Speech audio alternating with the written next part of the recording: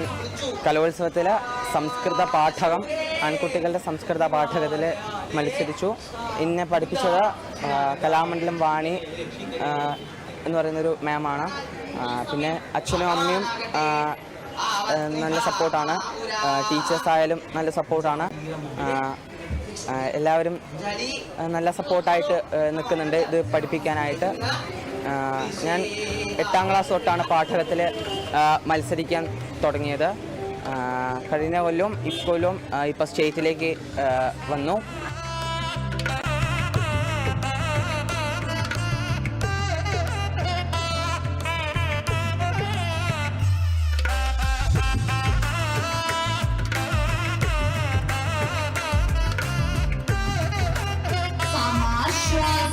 നമ്മൾ ആലപ്പുഴ ജില്ലയിൽ മാവേലിക്കര സബ് ജില്ലയിൽ നിന്ന് വരുന്നതാണ്.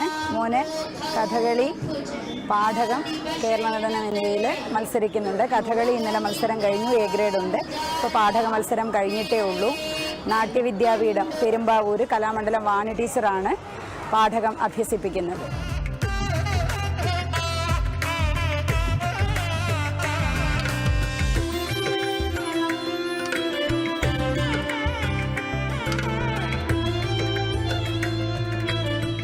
ഇക്കൊല്ലം കലോത്സവം ദൂരദർശനോടൊപ്പം.